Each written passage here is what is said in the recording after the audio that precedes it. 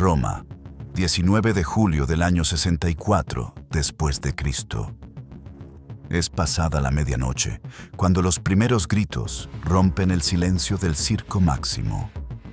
Un fuego ha comenzado entre los puestos de los mercaderes que se apiñan en el extremo sureste del estadio más grande del mundo antiguo, ese valle alargado entre el Palatino y el Aventino, donde en los días de carreras caben hasta 250.000 personas. Esta noche no hay carreras. Hay viento del sur, seco y caliente, y hay madera, mucha madera, y aceite en los depósitos de los comerciantes, y paja en los establos, y telas en los tenderetes. El fuego encuentra todo esto y crece. Roma, en el año 64, es la ciudad más grande del mundo conocido.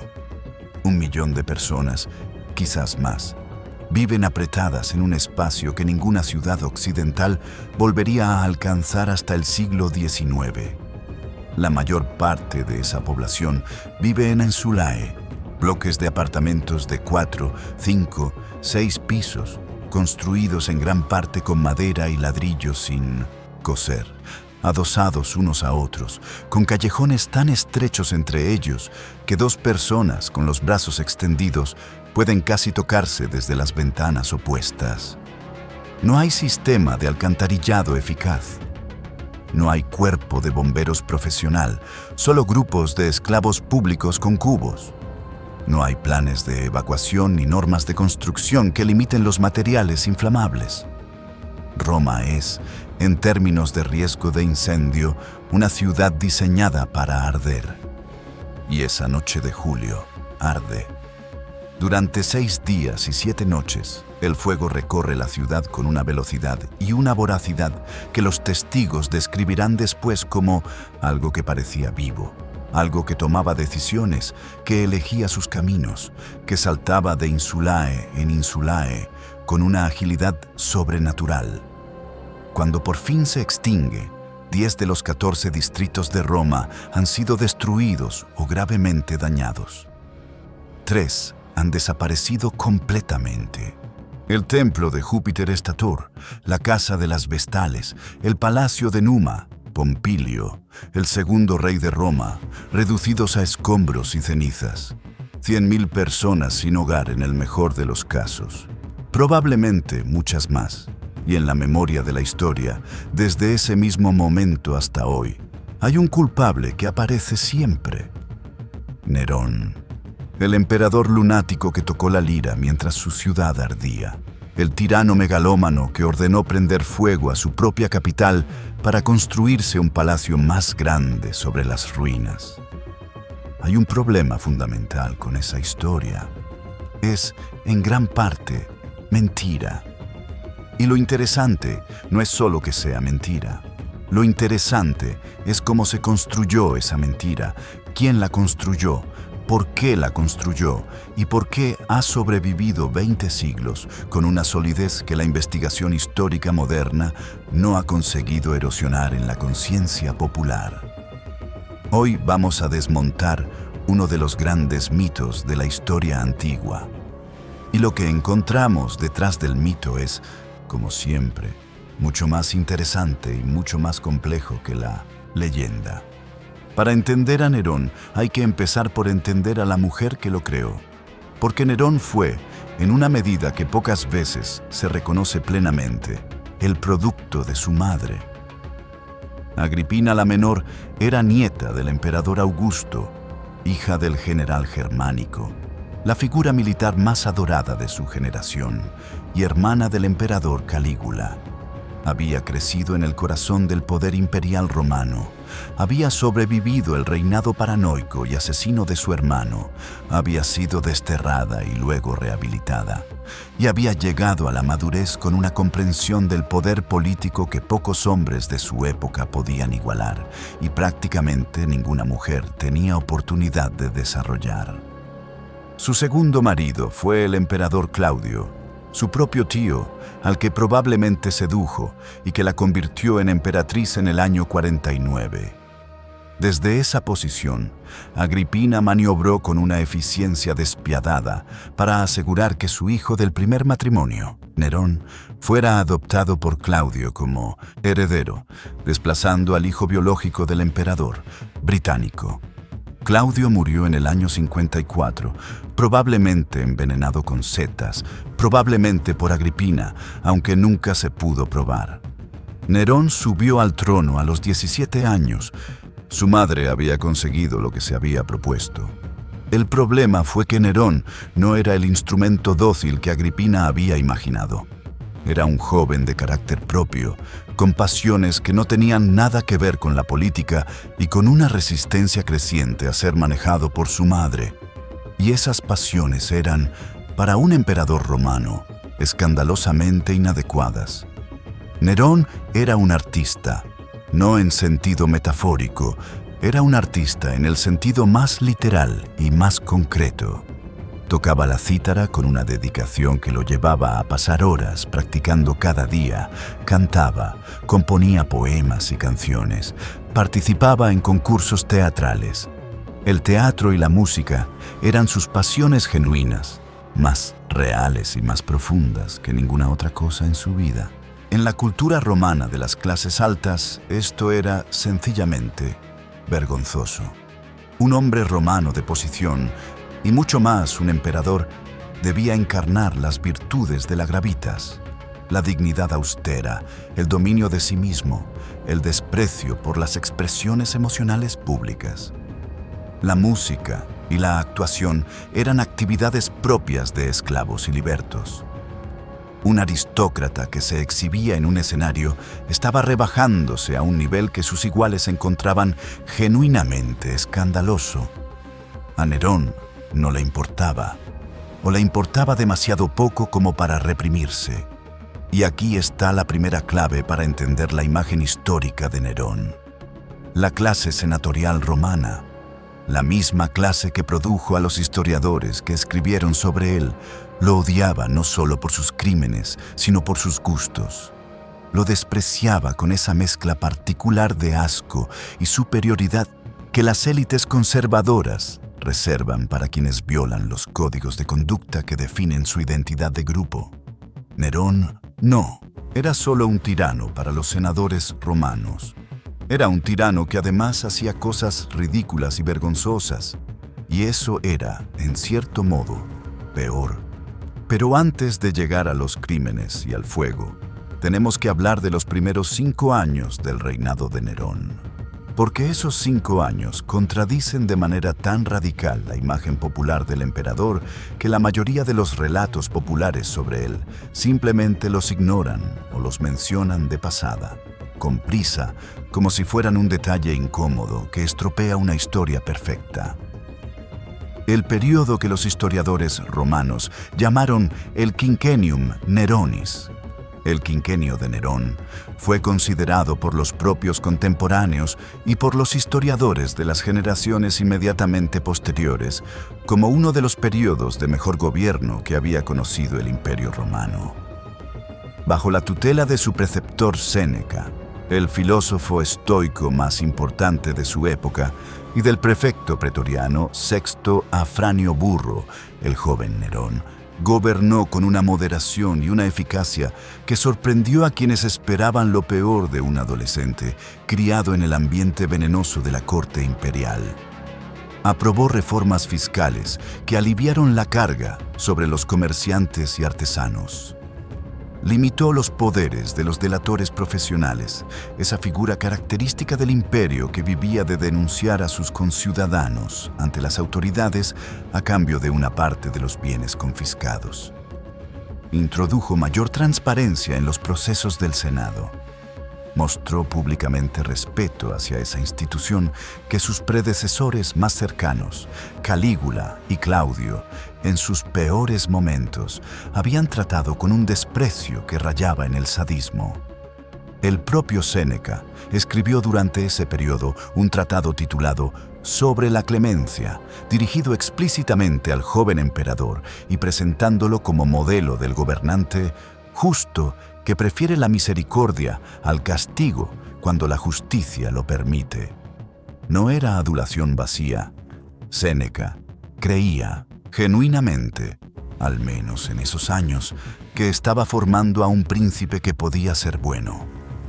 Y el testimonio más extraordinario sobre ese periodo no viene de un contemporáneo benévolo, sino de uno de los emperadores más admirados de la historia romana. Trajano, que gobernó entre el 98 y el 117 y que la tradición considera uno de los mejores emperadores que tuvo Roma, decía que los 5 primeros años de Nerón habían sido superiores a todos los reinados anteriores. No a algunos, a todos. Esto no encaja en absoluto con la imagen del monstruo que tocó la lira mientras Roma ardía. Y sin embargo, es parte de la misma historia, de la misma vida, del mismo hombre. ¿Qué pasó entonces? ¿Cómo se convierte el gobernante moderado y reformista de los primeros 5 años en el tirano de los últimos 10? La respuesta tiene varias partes. La primera y más inmediata fue el asesinato de su madre. En el año 59, cuando Nerón tenía 21 años, ordenó matar a Agripina. Asesinato fue un fiasco grotesco que revela tanto las limitaciones prácticas de Nerón como el estado de su relación con su madre. El primer plan fue hacerla embarcar en un barco trucado que debía hundirse en el Golfo de Nápoles. El barco se hundió según lo previsto, pero Agripina, que era una nadadora competente y una superviviente nata, llegó a nado a la orilla y envió un mensaje a su hijo, informándole de que había sobrevivido milagrosamente a lo que describió como un accidente. Nerón, aterrorizado, envió entonces a un grupo de asesinos a su villa que la apuñalaron mientras ella, según la tradición, señalaba su vientre y les pedía que apuntaran allí, al vientre que había gestado al monstruo que la mandaba matar. La anécdota, real o legendaria, captura algo esencial sobre la dinámica entre madre e hijo, una relación de dependencia y odio mutuos que había estado envenenando la vida de ambos durante años y que ninguno había tenido la fuerza de romper de otra manera. El asesinato de Agripina horrorizó a Roma. No porque el parricidio fuera desconocido en la historia imperial, sino porque se hizo de manera tan evidente que resultaba imposible ignorarlo o racionalizarlo. El Senado, por supuesto, emitió decretos de gratitud y celebración, como siempre hacía en estas circunstancias. Por dentro, los senadores tomaron nota. A partir de ese momento, el deterioro fue progresivo y acelerado. Nerón divorció a su primera esposa Octavia, hija biológica de Claudio, y por tanto, princesa de sangre imperial, para casarse con Popea Sabina, una mujer de extraordinaria belleza y ambición política propia que llevaba años maniobrado para ocupar ese lugar. Octavia fue acusada de adulterio, desterrada y finalmente ejecutada. Tenía 22 años. Burro, el prefecto pretoriano que había sido uno de los pilares del gobierno moderado de los primeros años, murió en el 62, posiblemente de enfermedad, posiblemente envenenado. Séneca, viendo cómo la situación se deterioraba y sintiendo que su influencia sobre el emperador había desaparecido por completo, pidió permiso para retirarse de la vida pública. Nerón se lo concedió. Sin los 2 hombres que habían encauzado su gobierno, el joven emperador quedó rodeado de aduladores y de personas cuyo único interés era aprovechar su favor para enriquecerse. El artista sensible y el gobernante razonablemente moderado de los primeros años fue cediendo el paso a algo más oscuro. Un hombre que había descubierto que el poder absoluto significa que nadie puede decirte que no, y que esa ausencia de límites, en lugar de liberarlo, lo estaba consumiendo lentamente. Fue en ese contexto, en ese momento de deterioro personal y político, cuando llegó la noche del 19 de julio del año 64. Nerón no estaba en Roma cuando empezó el incendio. Estaba en su villa de Anzio, en la costa, a unos 50 o 60 kilómetros al sur de la ciudad. Era su lugar de descanso favorito, el lugar donde había nacido, el lugar al que se retiraba cuando quería alejarse de la capital. Cuando los mensajeros llegaron a Ancio con las primeras noticias del incendio, el fuego llevaba ya horas ardiendo. Según las fuentes más fiables, Nerón regresó inmediatamente a Roma. No se quedó en Ancio tocando música. Volvió. Y cuando llegó y vio la magnitud del desastre, la respuesta que organizó fue objetivamente razonable para los estándares de la época. Abrió los jardines imperiales del Monte Esquilino y otros espacios públicos de su propiedad para que sirvieran de campamentos de refugiados. Ordenó traer suministros de las ciudades cercanas para alimentar a los desplazados. Bajó el precio del grano para hacer las provisiones más accesibles a la población empobrecida por el desastre. Supervisó personalmente, según al menos algunas fuentes, los esfuerzos de demolición preventiva que intentaban crear cortafuegos para detener el avance del fuego. Nada de esto aparece en la imagen popular de Nerón. No vende. No es cinematográfico. Un emperador gestionando una emergencia humanitaria con competencia razonable no genera la misma carga emocional que un tirano tocando la lira sobre las ruinas humeantes de su capital. Entonces, ¿de dónde viene esa imagen? La fuente principal es Tácito, el historiador romano que escribió sus anales a principios del siglo II, entre 40 y 50 años después del incendio. Tácito es uno de los mejores prosistas que ha producido la historia de Roma, un escritor de una elegancia y una precisión extraordinarias, y un historiador serio que cita sus fuentes y reconoce sus incertidumbres con una honestidad que sus contemporáneos no siempre comparten. Y esa honestidad es precisamente lo que hace tan revelador lo que escribe sobre Nerón y el incendio. Tácito dice que algunos afirman que Nerón, mientras la ciudad ardía, subió al tejado del palacio de Mecenas y desde allí cantó un poema sobre la destrucción de Troya, acompañándose con la cítara. Y luego añade algo que los relatos populares invariablemente omiten, que él no sabe si esto es verdad, que otros dicen que no ocurrió nada de eso, que las fuentes son contradictorias y que no puede verificarlo. Un historiador de la antigüedad admitiendo que no puede verificar la anécdota más famosa asociada a su personaje más célebre. Eso es, en términos historiográficos, una señal de alarma enorme sobre la fiabilidad de la historia. Y hay además ese detalle técnico que los relatos populares invariablemente ignoran. Nerón no tocaba la lira, tocaba la cítara. Son instrumentos distintos, con construcciones diferentes y sonidos diferentes. La lira era el instrumento genérico, el símbolo cultural de la música griega. La cítara era el instrumento profesional, el que usaban los músicos entrenados. La confusión no es accidental.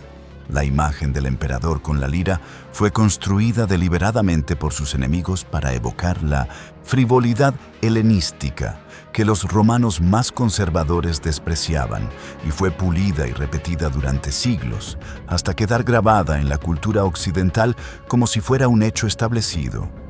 No lo es. Pero sí Nerón no ordenó el incendio y regresó a Roma gestionando la crisis con competencia razonable. ¿Por qué la leyenda del incendiario se impuso con tanta fuerza? La respuesta tiene dos partes igualmente importantes. La primera es lo que Nerón hizo después del incendio, porque aunque casi con toda certeza no lo provocó, sí lo aprovechó de una manera que resultó políticamente devastadora. En el espacio arrasado por las llamas en el corazón de Roma, Nerón construyó la Domus Aurea, la Casa Dorada, un complejo palaciego de proporciones que no había visto Roma ni volvería a ver en siglos. Las estimaciones modernas hablan de entre 40 y 100 hectáreas en el corazón de la ciudad más densamente poblada del mundo occidental. Incluía un lago artificial, jardines, bosques plantados para el disfrute privado del emperador. pabellones de banquetes con techos giratorios que distribuían pétalos de flores y perfumes sobre los comensales, salas decoradas con frescos y mosaicos de una riqueza que los arqueólogos modernos todavía estudian con asombro. Y en la entrada, una estatua colosal de Nerón de entre 30 y 35 metros de altura, mayor que la Estatua de la Libertad sin el pedestal. El propio Nerón, cuando el complejo estuvo terminado, comentó que por fin empezaba a vivir como un ser humano. Para la población de Roma, que acababa de perder sus hogares en el incendio y que veía cómo el espacio donde habían estado esos hogares se convertía en el parque privado del emperador, el mensaje era inequívoco. El incendio había sido conveniente para Nerón, demasiado conveniente. Y la conexión que estableció la memoria popular entre el fuego y el palacio resultó imposible de deshacer, independientemente de lo que dijeran las evidencias. La segunda parte de la respuesta es aún más importante y tiene que ver con los cristianos. Nerón necesitaba un chivo expiatorio. La población de Roma estaba furiosa y buscaba responsables.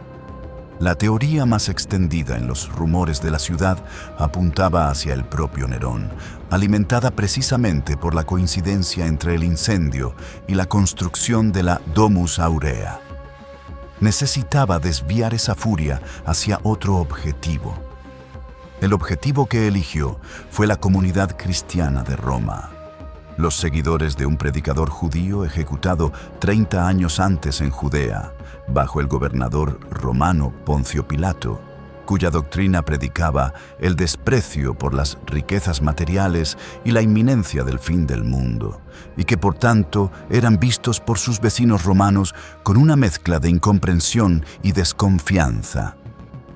Tácito, que no tenía ninguna simpatía por los cristianos, a quienes describe como portadores de una superstición perniciosa, reconoce, sin embargo, que la persecución fue injusta y que su objetivo era dar satisfacción a la sed de venganza popular más que castigar crímenes reales.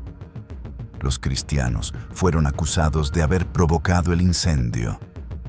Muchos fueron arrestados, torturados para que delataran a otros y ejecutados en los juegos del circo, cubiertos de pieles de animales y arrojados a los perros, o crucificados, o empapados en resina y quemados vivos como antorchas humanas para iluminar los jardines imperiales durante las fiestas nocturnas. Entre los ejecutados en ese contexto, según la tradición cristiana que los historiadores modernos consideran plausible, aunque no completamente verificable, estuvieron los apóstoles Pedro y Pablo, los primeros mártires de Roma. Y fue esa persecución la que garantizó que la memoria de Nerón sobreviviera en los textos cristianos con una carga de odio y horror que ninguna rehabilitación histórica posterior ha podido borrar. El libro del Apocalipsis codifica el nombre de Nerón en el número 666, mediante la técnica hebrea del gematria. Durante siglos, para millones de cristianos en todo el mundo, Nerón no era solo un emperador romano del siglo I. Era literalmente el anticristo, la bestia, el paradigma del mal absoluto. Cuando esos textos se convirtieran en los documentos más leídos de la historia occidental, la condena de Nerón quedó grabada en la memoria colectiva de toda una civilización, con una profundidad que la historiografía académica no tiene instrumentos para alcanzar. Roma ardió. Nerón construyó su palacio. Los cristianos pagaron la cuenta y la historia hizo el resto. 2000 años después, seguimos repitiendo la versión que alguien decidió que debíamos creer. Si quieres saber cuántas veces más ha pasado exactamente esto, suscríbete, dale like y deja tu comentario, porque tenemos mucho trabajo por delante.